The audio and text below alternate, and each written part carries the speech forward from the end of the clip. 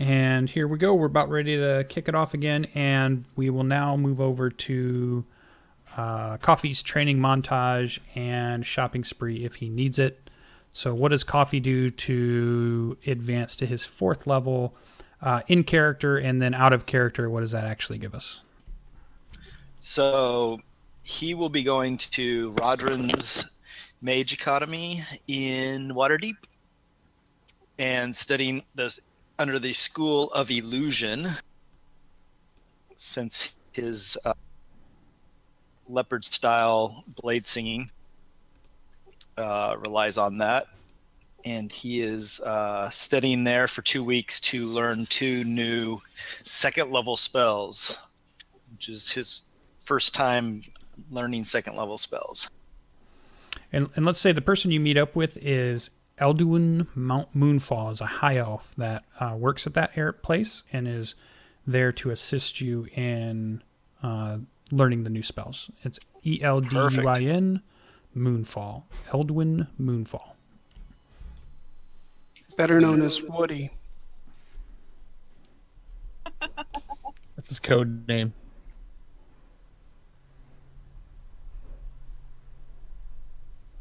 All right, so Elduin Moonfall has taught Coffee the following 2 spells. One is Blur, which makes him, when he casts it, his body becomes blurred and it's shifting. It's almost like you can't tell where he is at any one point. Do you want to hear what it actually does in game as well? Nope, that's good. That's when you cast it off for the first time, we'll let you kind of RP it a little bit, and we'll see the text. So just a good general description is good. And the second one, illusion spell he learns is Mirror Image, which creates multiple copies of him that mimic his actions. Nice. And I don't think he needs any supplies other than what it's going to take to get those 2 into his spell book. Yeah, we'll say that's covered in that 20 gold cost. Okay. And did you end up for 4th level then, out of character, did you end up going feat or did you go ability increase? Oh, or you didn't because you're our only multi-class. Yeah, so let's talk about that a little bit. Tell us your multi-class levels. So his has 1 level of fighter and 3 levels of wizard. So until he gets a 4th level in any class, he isn't getting the attribute or feat bonus. And your most recent level you picked up, was it another fighter class? No, it was wizard. Oh, it's the level 3rd 1 level wizard. Oh, 3rd level. Gotcha. Okay. Awesome. All right, so that's short and sweet, and you spend your 2 weeks doing that, hard studying these spells, even though you're kind of the sword singer of the group. So let's move on. Next in our list is Ardreth. Ardreth, our bard, you're going to spend your 2 weeks in character. How do you spend it training up to 4th level, and then out of character, what does that actually mean? And if there's anything you need to purchase, let me know. So Ardreth spends his 2 weeks in and out of the College of Lore, playing music at the local taverns and basically gallivanting, drinking, and having a wonderful time. What that means during the day is that he's often spending time with one of the bards at the college who happens to be skilled in the arts of abjuration. And so most of his days spent there learning new songs and learning a new spell, which is the Crown of Madness. And at this point, Ardreth has started to take control, or using his charisma and turn it to the ability to control others. And so at night, he's often found drinking, wakes up later than probably needs to be, rushes off to the college, usually the last one sitting down in the classes that are going on there. He also, though, takes some of the money from the writ that he has, and I don't really like studded leather armor, but it gives you an extra point. So what he's going to do is more of a coat of plates. So with leather pieces underneath, with metal pieces underneath. So he decides, because his existing armor was pretty beat up from the pudding and the acid and other pieces like that, he's going to invest it into some better leather armor while he's there in town. And he has that made up while he's there for the 2 weeks. Yeah, the bard you end up training with is Sasha Locks, and she's a halfling bard who trains you in some of those bard endeavors that you were looking for. Got it. And then when you go shopping, go ahead and give me a persuasion roll, and you want basically studded leather, but RP wise you're changing what it looks like, but it's still studded. So give me a roll. And are you going low quality, normal quality, high quality look?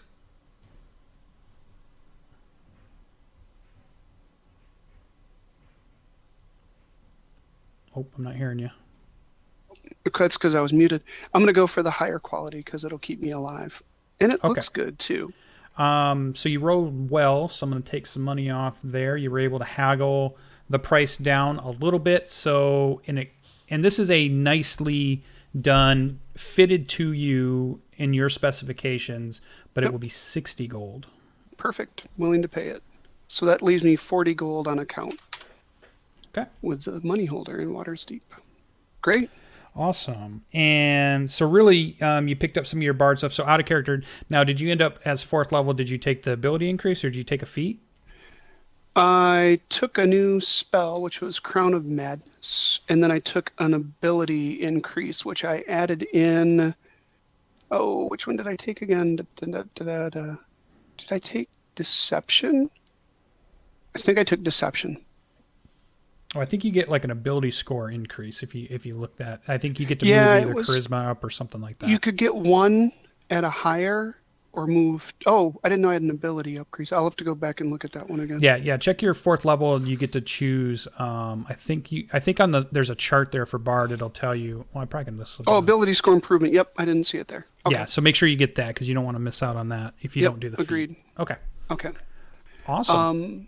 And then the spell that I learned is actually one called Crown of Madness. And so essentially what it allows me to do is a humanoid within 120 feet. If they fail their wisdom saving throw, I then control them and can use them to attack any target of my choice. Nice. So that'll be cool. All right, moving down the list. We're going to come back to Jarrel. We'll do Jarrel last because he's leaving the group and heading out. So on the list, Greybeard, our Dwarven Barbarian at this moment. How do you spend your 2 weeks RP-wise? Is there any gear you need to purchase? And what does it actually mean out of character-wise, what your character Barbarian gets at 4th? All right, shopping first. I mean, for shopping, I need 31 gold pieces, or I guess I'm looking to get 2 javelins, 10 torches, a set of traveling clothes, crowbar, and I realized that I have cheated and used thieves' tools even though I don't own any. All right. It comes out to 31 gold approximately. Okay, so give me a persuasion roll and let's see if you were able to haggle them to get that. Is there any way my gold. reputation can help me out on this? My bad reputation? Probably in a bad way. Oh, great. You wouldn't have to buy thieves' tools. We found a set in the cave. Ah, excellent. Okay, so then it's like 11. No, unfortunately, we sold it before anyone mentioned the fact that we needed to keep it. So it became community funds. So I hate to tell you that one, but all right. All right. So persuasion. All right, so 10 is right on the dot, so you get right at the number, no less, no more. So you said it was a total of 31 gold? Yep. And that's if it's just the regular normal stuff. You weren't looking for anything that to be of higher quality, or if you were trying to pick up cheap stuff. Nope. But you do notice that instead of coming back with like a blaze red shirt and, striped black and red pants. It's all grays and blacks now. Okay, your morning garb. We got it. Okay. And how do you spend your 2 weeks training? So I find a Zentarum fight rep guy, a guy in the Zentarum, or I try to, and I go total underground fighting, and I just literally go place to place smashing individuals. You meet up with Cade Macer, Kademasser, a very tall, very built human warrior who is going to kind of get you into these different fight clubs that are all these different underground fight clubs and tavern fight clubs and all this stuff.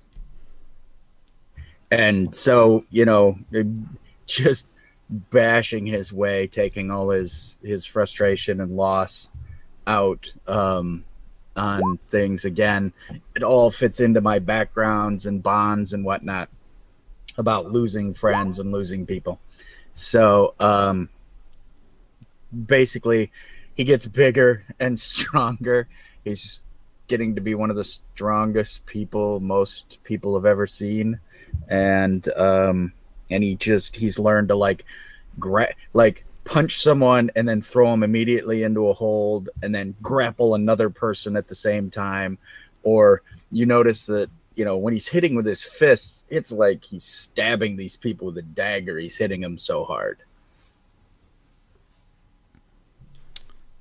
Sounds awesome. Now, out of character wise, what does that mean for our barbarian? You ended up taking a feat, then it sounds like? Yeah, I took the Tavern Brawler feat, which turns my hands into lethal weapons. I do D4 damage when I punch. I'm also proficient with improvised weapons, including baby goblins, as we've discussed before. And poor Snigbat. Poor Snigbat. So it's I got it right here, stupid me. Yeah. So I'm proficient with improvised weapons and unarmed strikes. I get D4 for my unarmed strike damage. And when I hit a creature with an unarmed strike or improvised weapon on my turn, I can use a bonus action to attempt to grapple that target. Oh, and plus I got +1 to strength. So now I'm rocking the 18 now. Nice. Nicely done. Okay. So that is our barbarian tavern brawler at this point, making his way through Waterdeep, making his name in the fighting pits, in Fight Club. And his first rule he learned about Fight Club was not to talk about Fight Club. So nobody will ever hear about it. He just comes back with black eyes and maybe a gold tooth at some point. Nice. Let's move down to Finn, our paladin. How are you spending your 2 weeks, and in character and then out of character? What does it really mean for Finn to be 4th level? And is there any shopping you needed to do? Well, the very first day, he will make sure he takes that writ to T. Gray's mother and gives that to her. And then the next day, he will go to the castle ward in town, which is north of where we're at. And the first place he will visit will be the temple of Tel Sadirin, which is actually located in the castle ward, and report to his, I don't want to say religious superiors, but his whoever would be next in line in his order. So he will go through some religious training there, and then also located inside the castle ward is the Halls of Hilmer. He is a master armorer where I'm going to pick up a new shield. His old shield's all wood, and it's got huge troll claws, rent through it, and it's pretty much worthless. So he'll just pitch that and commission a different shield, or find a different steel shield that he can strap on, and maybe see if he can just get it etched with Tel Sadirin's the Tel Sadirin holy symbol, probably a sun for Carillion. Yeah, give me a quick persuasion roll for that as you haggle with the armor maker He does know I'm a paladin, right? Sure. It's a 10% extra charge. Ooh, nicely done. So he gives you for a shield that normally a cheap shield is about 7 gold, but he's actually created an expensive one, so it can have all of the cool stuff that you want on it. It's still a shield anyway. Usually 15 gold, but you got it for 7 gold pieces. All right. And actually, what that does, having that holy symbol on the shield, lets him use that as his focus for any kind of casting he has to do. Cool. And then he will spend some more time at the temple with the other paladins and whatnot of the Telsidirian paladins that are located there. Yeah, And, you actually meet up He's going to with... actually concentrate on... Yeah, you meet up with SirLucien Nightgaze, which is another elf paladin that's there. She ends up... Not only you guys do praying, but you do a lot of sparring and a lot of typical martial training with paladins as far as riding or any of the different types of fighting that you would be proficient in. And so we'll write that down as a recurring character. SirLucien, and that's SILLAESA. ESA, Nightgaze. All right. Well, she is going to work with me on the act of actually using that shield more as an offensive weapon rather than a defensive weapon. So he's going to learn how to sweep legs and throat punch. Yeah. By the end, chop. your knees and your shins have plenty of bruises as she shows you these maneuvers, and you gain great respect for her prowess. But you actually catch on quickly and are able to master the techniques. Yeah. So he will be taking shield mastery as a feat. Nice. So that gives you shield mastery as your feat. Did you get anything else with 4th level as your paladin? Just another spell, or I just get better looking. you can't beat that. All right. So that brings us around to Jarrel. So Jarrel, I assume, leaves after a day or two, heading north. How far north are you going to go? So before he leaves, he's gonna do a couple of housekeeping things. He's going to cash in his writ. Okay. Get your 100 gold. And then he is going to find a tailor and get a new cowl. Kind of it's almost like a shawl, I guess, but it's leather. It doesn't really offer any protection other than protection from the elements. So it's just clothing to protect him from the sun and from the weather. He's also going to replace his clothing, so he's going to get some more traveler's clothes. And then he is going to try and replace his short sword if he can get a good deal on it. Okay. And what type of what quality, cheap, normal, or expensive type short sword are you looking for? Functional. Okay, so normal. Yeah. All right. So give us a persuasion roll and let's see how you do.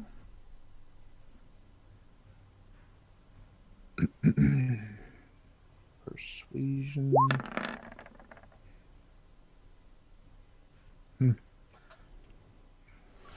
Okay. So 9. Yeah, you're going to look at about 10 gold for a short sword. That's what they're. Okay. Which you, after haggling them down some, but you weren't able to get them down as far as you thought you were going to be able to. He's right at about 10 gold is for a short sword.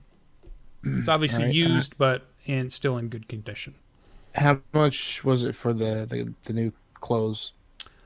Are you looking for anything that's like fancy or just functional? No, functional. We'll just say 2 silver pieces. Okay. All right. And then he also is going to look to get 20 shurikens if he can. Okay, so we'll use the price of, let's take a look at this. That or, what's the other one?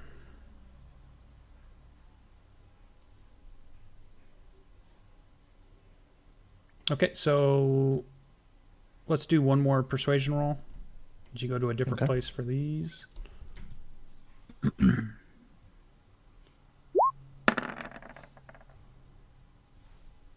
Yeah, a lot better roll. So you'll get those for 1 gold apiece. A piece? Yep. There's something that's not common to this area. And if you were in a different part of the continent, they would probably be cheaper. But here in Waterdeep, you don't find them too often, so it has their price higher. And how much are darts? Let me look. I just saw them. Where'd they go?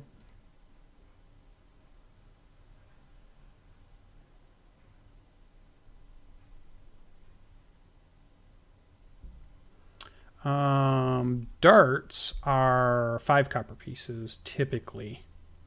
So with a good roll, you would have got them for even cheaper than that. Maybe somewhere around 3 copper pieces per dart. 3 copper per dart. So, all right. Well, if the shurikens are that much more expensive, then I'll just go with the darts. Okay. Yeah.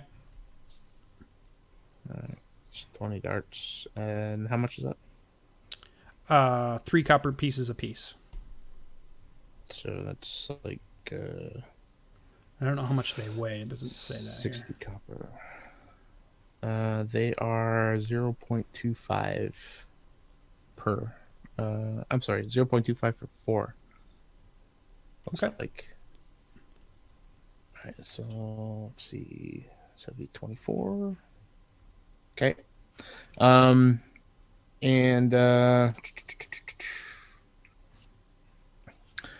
so he's also going to see if he can. He's going to gravitate more toward the seedy, like the underground or the darker kind of area of Waterdeep, and he's going to see if he can locate some cheaper healing potions. Just kind of using his underground. It's like crossing the border Background. to Canada to get drugs. Yeah, it is. You spice? So he's going to try and find a place where he can get healing potions. If he can get them for under or if he can get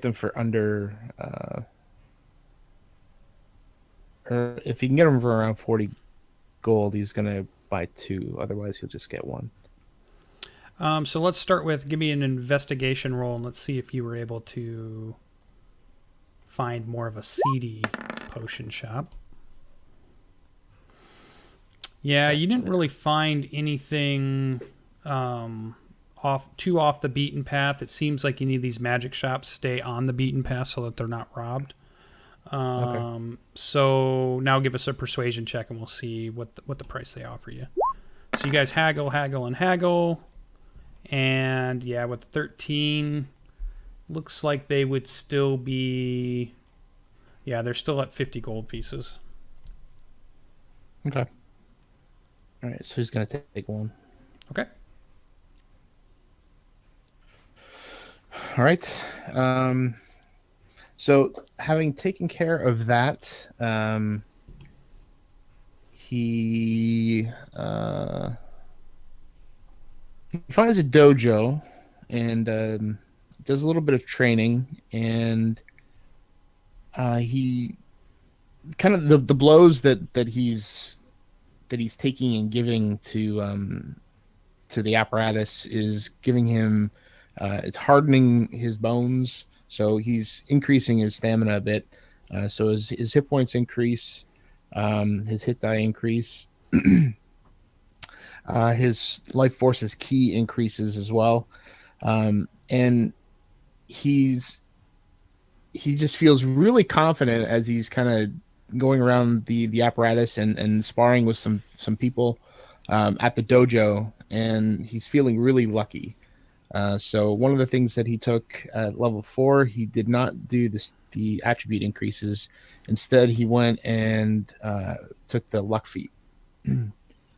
So the luck feat, let's see. The luck feat. It has, you have inexplicable luck that seems to kick in at just the right moment. You have 3 luck points. Whenever you make an attack roll, an ability check, or a saving throw, you can spend 1 luck point to roll an additional d20. You can choose to spend 1 of your luck points after you roll the die, but before the outcome is determined. You choose which of the d20 is used for the attack roll, ability check, or saving throw. So I can spend 1 luck point when an attack roll is made against me. I can roll a d20 and choose whether the attack uses the attacker's roll or mine. And if more than one creature spends a luck point to influence the outcome of a roll, the points cancel each other out and no additional dice are rolled. And I do regain all of them on a long rest. So I'm feeling lucky. I also, while I'm sparring, I'm getting hit a couple of times, and I've managed to kind of train my body to fall more efficiently, so I can use my reaction if I fall to reduce any falling damage that I take by an amount equal to 5 times my monk level. Okay, sounds like a lot of math, but okay. Yeah. Well, I mean, how often do I fall? And I think that's it. So as I'm working through the training, it takes a couple of days, maybe a day or two, and the dojo, the master of the dojo, he's been observing me, and he says he comments that something is holding me back, and he recommends that I go check out, visit a monastery in the mountains, just west of Red Larch.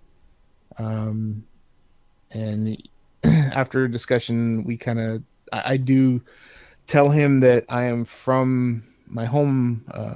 My home monastery is the Yellow Rose, and he says that place just west of Red Larch is kind of it has an affiliation with it, so it would be a good place for me to continue my training and see if I can get past whatever obstacle is holding me back from my training. Yeah, and he actually, so he gives you a specific place to go then. Yeah, I don't have a name, but yeah. Yeah, well, you can come up with the name if you wish. I've been looking. I'm trying. I can't find one. All right, and while you're doing that, he asks you that you probably want to talk to a monk named Mogami. Mogami when you get there. So he gives you actually a person as an introduction, somebody that you would speak with. Cool. So after my training, I think that's pretty much it. I say my goodbyes to whoever's hanging around the tavern, and check out my room and head up on the road. Okay. I'll be taking the long road up. Yeah, and so how many days travel is this monastery?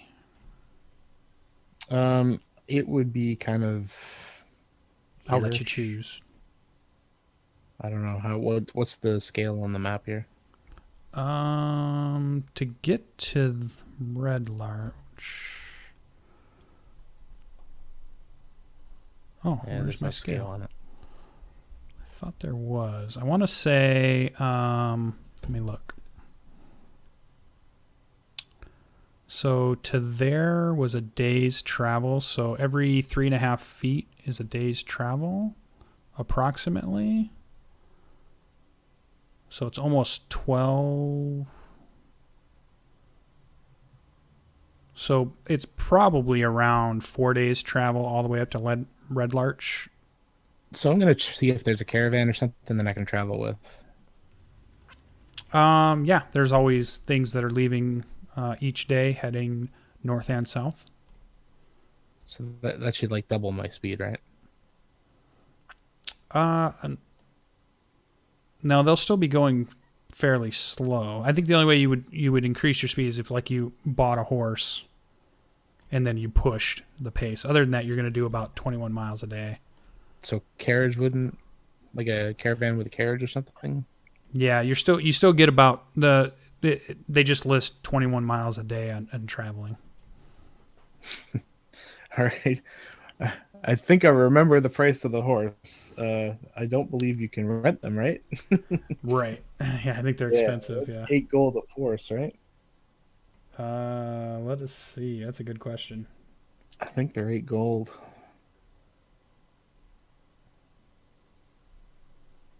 Yeah, I don't know if I have a list for livestock. I'll have to look it up. I have it here. It is mounts and other animals. Horse, a draft horse. Oh, it's 50 gold. The donkey is 8 gold. Yeah, and that's not going to help speed you up.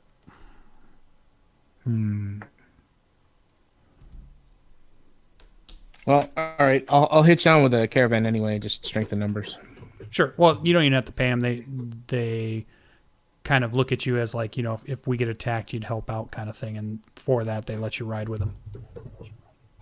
But you make it there. Yeah, so you make it to the monastery. Go ahead and continue with your RP montage here. All right. So, excuse me. So I get up to the monastery and I seek out Mogami. And I tell him that I've been doing some adventuring of late. Have been encountering many battles with various different creatures, and have been doing as much training as I can, and internal reflection, and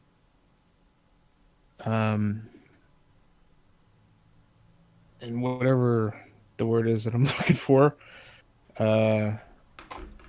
Meditation is the word I'm looking for. So doing a lot of meditation and trying to see what I could do to better myself, but there's something that's holding me back. So he asks me what are my goals? What am I trying to do to help the party, to help the group of friends that I travel with. And I explained to him that that I need to.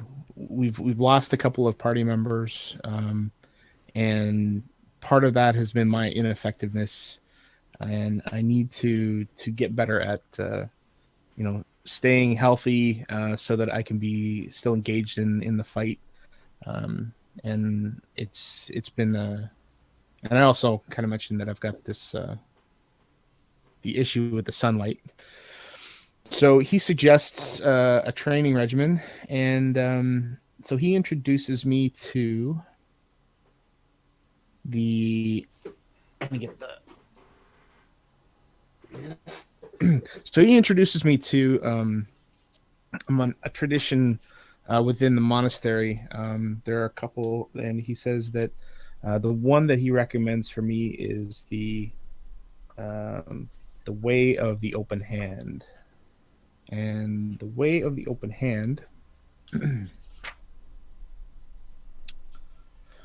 is granted at level 3, and the hump that has been keeping me back is kind of understanding kind of the philosophy and everything around that. So the open hand technique, whenever I hit a creature with one of my attacks granted by my flurry of blows, I can impose one of the following effects on that target. It must succeed on a dexterity saving throw or be knocked prone. It must make a strength saving throw, and if it fails, you can push it up to 15 feet away from you, and it can't take reactions until the next turn. And at 6th level, I gain the ability to heal myself. As an action, I can regain hit points equal to 3 times my monk level. I must finish a long rest before I can use the feature again. So there's additional things associated with that, but he does tell me that he kind of gives me a book that goes through some of the traditions and some of the motions and the things that I need to do to keep clear of mind, so that I can train these things as I move forward in battle. He does recommend that I get back to a monastery whenever I can to ensure that the training is true, but I should be able to gain the abilities as I'm out adventuring, as long as I follow the meditation practices that are described. And that takes me about a week. All right. Sounds good. Okay. We'll also say you did find somebody in Waterdeep, and maybe you paid them a gold piece, and what they're going to do is they're going to look out for any type of item, object, or some type of research that deals with light sensitivity and something that might help you. So they didn't have anything there. They're going to keep their eyes out. If they find anything, the next time you're back in Waterdeep, they'll kind of give you an idea of what they found out. Okay. So just keep that in mind. You might write it down as a note in case I forget also. Yeah. Well, I wasn't sure if I wanted to. When Jarrel gets back, I've got a gift for him, which is it's these 2 stems with circular objects attached to the ends with darkish glass on them. Those would be super expensive. It's funny. I was asking about that. We're still trying to work it out. So, okay. So that should end up our character. So our character should be 4th level. Everybody should be resupplied, restocked. Everybody has spent their couple weeks in Waterdeep, refreshing, training, and getting ready to hit the road. And throughout the whole week, in different areas, when you're at the taverns or your different food places, there's all kinds of whispers and talk of stories of giants on the rampage in the wilderness and other things be moving from the areas that they're usually known. The roads seem to be a lot more dangerous than usual. There's a lot more guards going with caravans than usual. Nobody seems to know why, but you're hearing more and more of the stuff. You even hear of the Battle of Nightstone, and you hear different versions of how that went. And some of it made you guys out to be heroes. Some of it made you guys out to be cowards.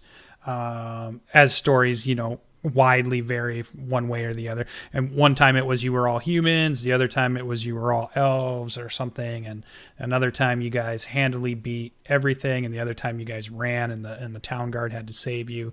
So you hear all kinds of different stories. And then you hear stories of other towns and such. So there's definitely turmoil all along Sword Coast.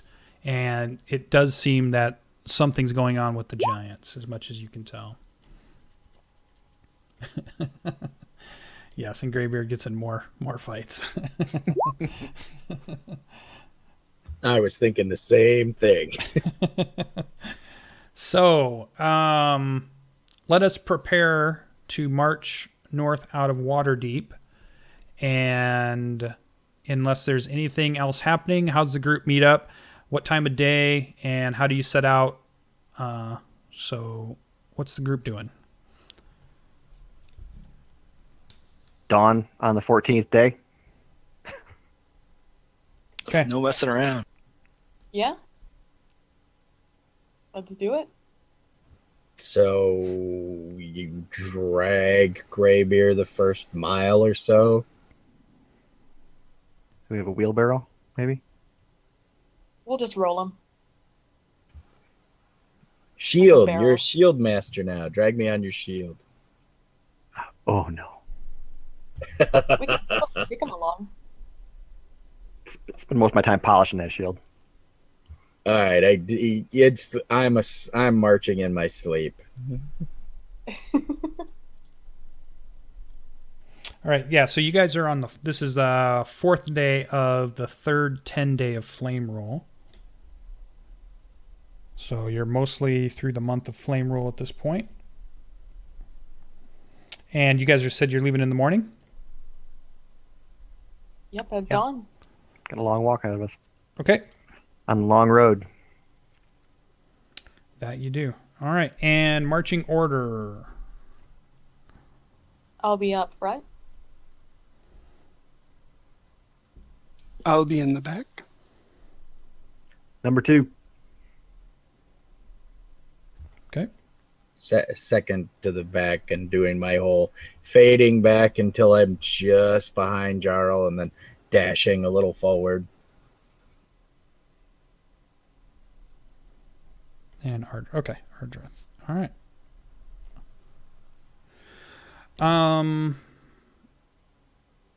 So when does okay. Jarrel's not there, right? Right. Yeah, I don't know when you leave the monastery at that point. Well, we're meeting him there, right? At We're at Westbridge. Yeah. Yeah. So I'd meet up with you probably within a day after you arrive there. Or was it Red Larch, is what I thought. It was Westbridge. Okay. Well, we weren't sure where he was going. So, if it was west of Westbridge, then Westbridge is probably the best spot to meet him in. All right. I mean, if we can retcon it, I would say just let's meet at Red Larch. That's the most convenient place. All right. So yeah, let's go ahead and okay. So on the road again, every now and then you see less caravans than you're used to seeing on this road. You guys have done some caravan protection before. It's obvious that the rumors have impacted some of the trade that's going on. The few caravans that you do see or have seen, they have a lot more people with them as far as guards. So they're taking extra precaution, and there are others moving along the wrong road. But usually about a day or two after you're into your travel, which would get you up near the Westwood, by that time you're on the road pretty much alone for the most part. There may be caravans quite a bit ahead of you or quite behind you, but you don't really see any at the moment. But Ian, let's go ahead and have a perception check to start off with. I see everything. I get a 23. If it hasn't popped up for you yet. Awesome. No, I think there it is. Perfect. Just getting my screen open. All right. As being the very alert person that you are,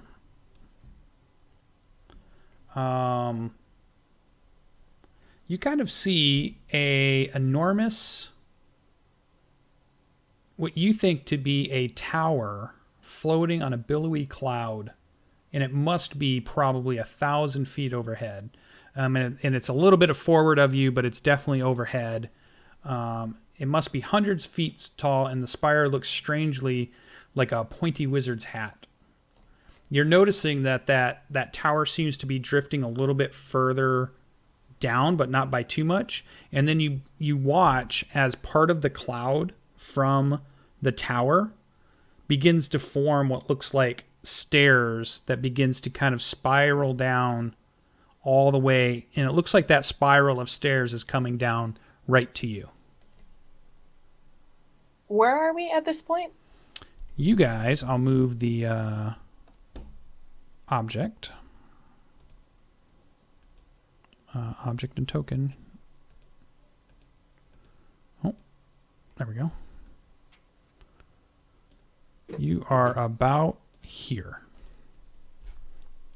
This is about your second day, midday-ish of travel. So I see that, and I get, in my brain, I hear this. Yeah. And I immediately... Awesome. I immediately backtrack. I immediately run back towards my group. And I And I point up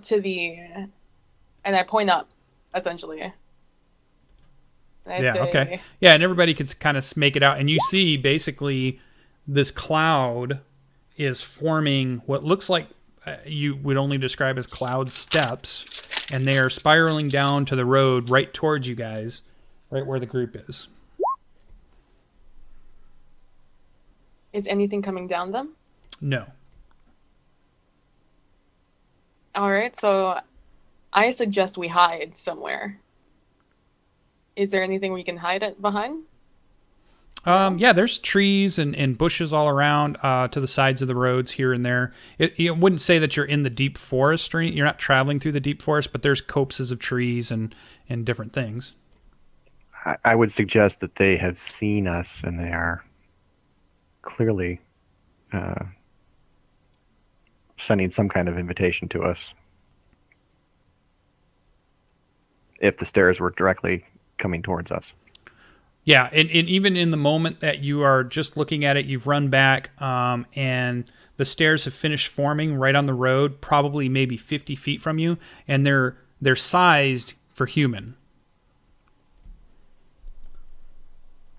And they travel 1,000 feet into the air. Oh, I trust this about as much as I can throw a fucking giant. I knew I should have gotten Featherfall.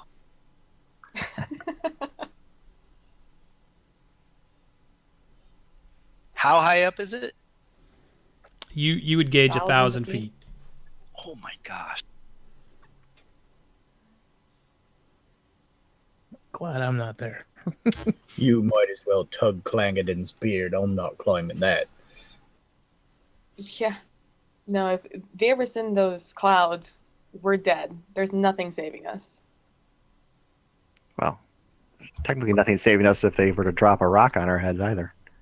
Great pep talk, guys. Love it. Let's, just lay down and die. Had they meant us harm, they could have dropped a mountain on us. What do we gain How from far going away are up the there? stairs?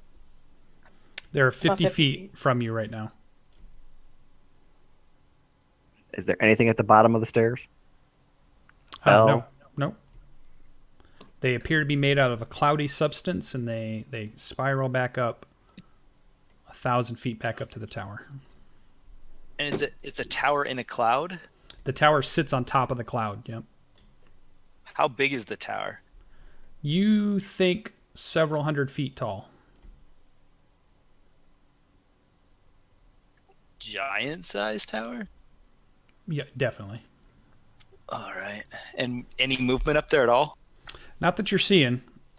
I mean, the only thing that stands out to you is the giant wizard's hat on the top of it. Well, that's intriguing. Is it really a giant wizard's hat? Oh, sorry. Yeah, unfortunately, Sorry. that is True. exactly what the module put in there. Yes. Complete with sun and stars and Yes, definitely. Blue. Blue and gold. I throw up a bit, mostly from heights, but kind of from the whole hat thing on top of a tower. I'm going to approach the stairs. Okay. When you I'm get going next to- to him, it looks like what you would think cloud material is, even though you've never actually seen or touched cloud. Or you've never touched it. What You've a- seen it, but never touched it. I'm going to step on the first step. Does it support my weight? Yeah, it's very solid. I turn back to the group and just kind of raise an eyebrow. And this is how Ka'FeyBlak dies. oh, I'll step up there. Well, I'm not going to be outdone. I'll follow him. If our mage I says would- it's safe, I'll go. Well, the stairs seem safe. I'm not sure about the tower.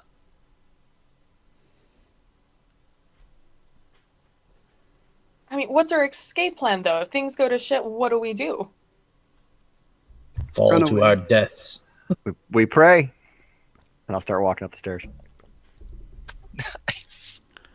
All right, step after step after step. Finn steps with resolute determination. Does the party follow? I'm in. Let's do it, guys. It'll be a full party reroll, except for This will Jarrel. make an amazing song. I am blessed to touch the cloud stairs, and I'm crawling, like, hands on the stairs ahead of me, not on knees, but feet, and my hands are touching the clouds in front, and the whole thing. I'm doing this with one eye closed the whole time, praying to Baranor and Clangadin and Dumathoin and any other god I can think of. Remember the rocks at Nightstone. I am like 100 feet behind them going up these stairs. I am as far away as possible as I can be. So if I need to turn back or if I fall, I have a better chance of surviving. I call that a cushion. All right, so the several in the front are making their way up the stairs. A few reluctant in the back, slowly making their way up with caution as the group begins to ascend 1,000 feet of cloud stairs. Some of you are amazed just by the fact that clouds can be made into stairs. Some of you are maybe amazed by a giant tower that sits on a cloud.